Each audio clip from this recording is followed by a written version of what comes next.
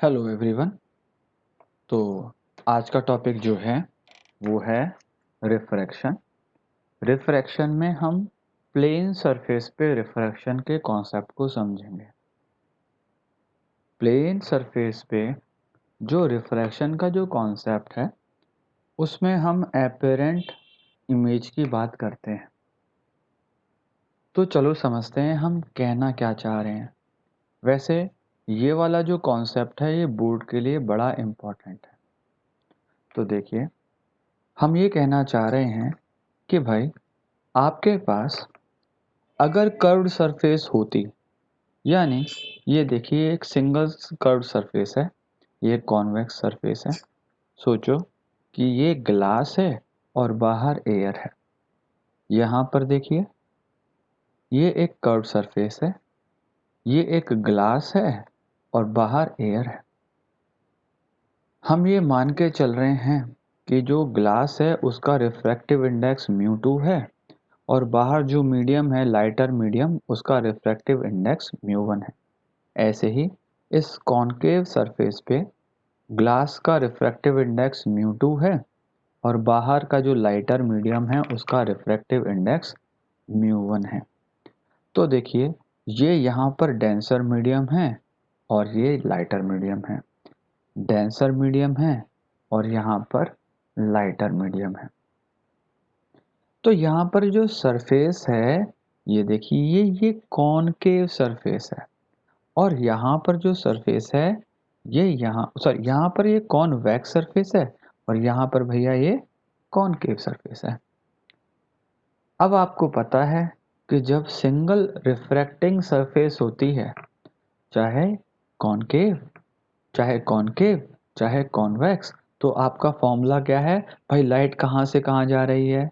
वो μ1 से μ2 की ओर जा रही है, μ1 से μ2 की ओर जा रही है। अब आपको पता है वो रिफ्रैक्ट होगी, सीधी सीधी तो जाएगी नहीं, ठीक है। तो भाई हमारे पास फॉर्मूला क्या होता है? हमारे पास फॉर्मूला होता है μ2 माइनस μ1 अपॉन आर। ये आर क्या है?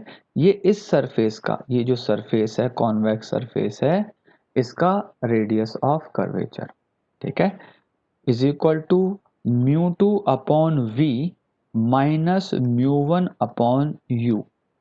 यू क्या है? ये ऑब्जेक्ट का डिस्टेंस है पोल से, वी क्या है? ये इमेज का डिस्टेंस है पोल से। तो ये फॉर्मूला आपने पढ़ा, ठीक है, ये फॉर्मूला आपको पता है। पर यहाँ पर ये जो फॉर्मूला है ये आपने किसके लिए इस्तेमाल किया था? ये आपने कर्व्ड सरफेस के लिए इस्तेमाल किया था।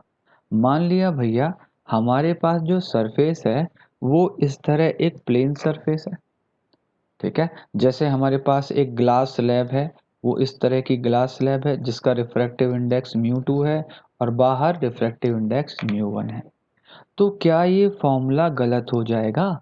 लाइट μ1 से μ2 की ओर आ रही है। नहीं भाई, जरा फॉर्मूला हम लिखते हैं। फॉर्मूला क्या हुआ?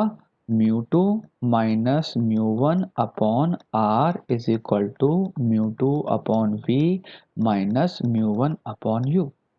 पर एक ग्लास की जो रेडियस ऑफ कर्वेचर है वो इनफाइनाइट पे होती है।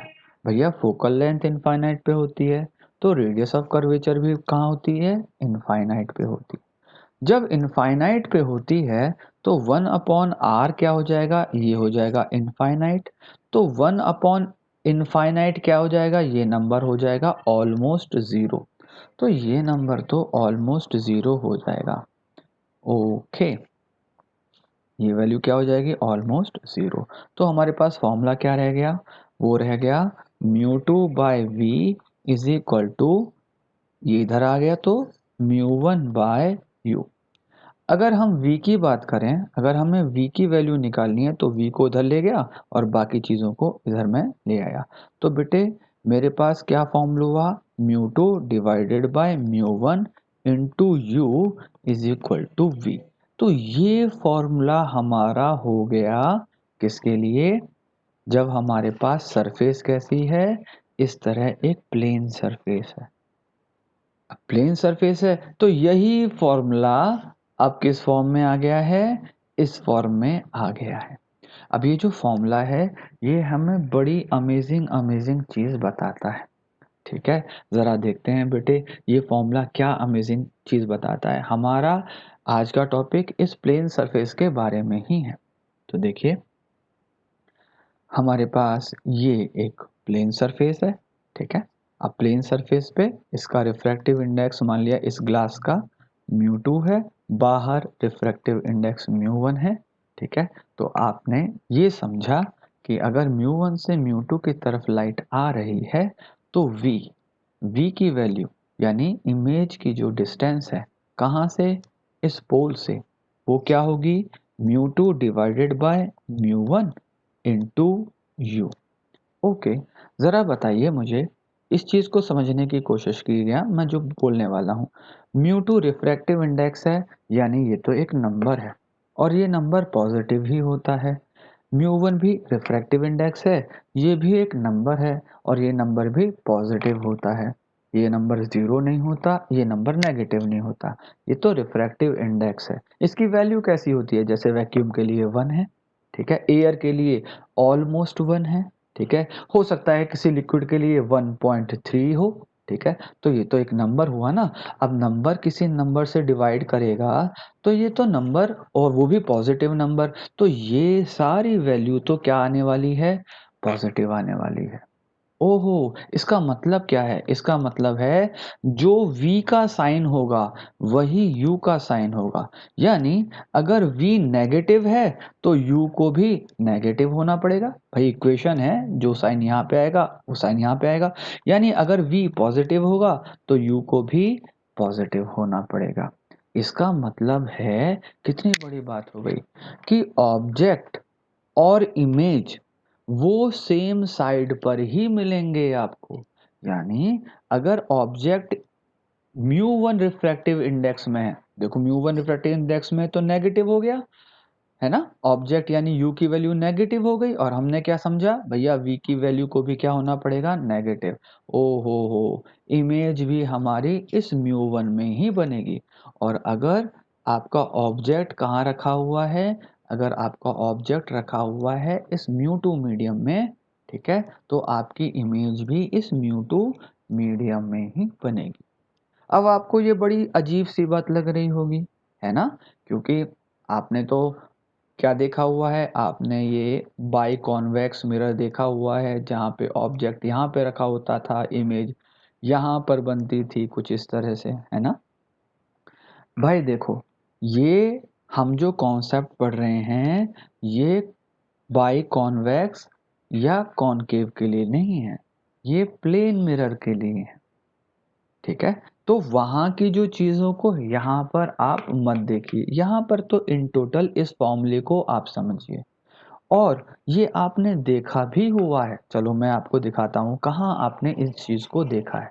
ठीक है, मैं आपको दिखाता हूँ ये चीज आपने कहाँ देखी है, और फिर शायद आप ज्यादा बेहतर रिलेट कर पाओगे। सो ये मान लिया आपके पास एक ग्लास है, इसमें आपने वाटर रखा हुआ है, यहाँ आपने ऑब्जेक्ट रखा, आप यहाँ से देख रहे हैं, ये जो कॉइन है या ऑब्जेक्ट है ये आपको यहाँ थोड़ी दिखेगा, आपको कहाँ दिखेगा, यहाँ दिखेगा। ओहो, तो इस ऑब्जेक्ट की इमेज आपको कहाँ दिख रही है, आपको यहाँ दिख रही है। वैसे आप इसे एपरेंट पोजीशन ऑफ ऑब्जेक्ट भी कह देते थे, पर अगर आप रिफ्रैक्शन एट सिंगल सरफेस देख रहे हो, क्योंकि सिंगल सरफेस तो यही है और ये क्या प्लेन है, बिल्कुल प्लेन है, तो ये सिंगल सरफेस के लिए जो एपरेंट पोजीशन है वो बेसिकली आपकी क्या है, इमेज। तो देखो अगर ये आपका पोल है, भाई सरफेस तो ये है, ठीक है, तो देखो इमेज भी इसी तरफ है और बेटा आपका ऑब्जेक्ट भी इसी तरफ है ना। तो हमारा जो फॉर्मूला है v is equal to μ2 upon μ1, ठीक है, इंटू u, ये बड़ा अमेजिंग फॉर्मूला है। तो जब भी सिंगल सरफेस की बात आएगी हमें इस फॉर्मूले को ध्यान रखना पड़ेगा। ओके, अब अगली वाली वीडियो में हम 4 ऐसे केसेस लेने वाले हैं जो कि हमारे सिंगल प्लेन सरफेस पे जितनी भी प्रॉब्लम्स होने वाली हैं ग्लास स्लैब से, उनको सॉल्व करने के लिए बहुत ज़्यादा हेल्पफुल होंगे और काफ़ी बच्चों को वो समझ में नहीं आता, इसलिए मैं बहुत आराम से समझाऊँगा। तो नेक्स्ट वीडियो ज़रूर देखिएगा और उसके बाद उससे रिलेटेड हम बड़े इम्पोर्टेंट क्वेश्चंस करेंगे जो बोर्ड में भी पूछे गए हैं और आपके आईआईटी में भी पूछे गए हैं। ओके?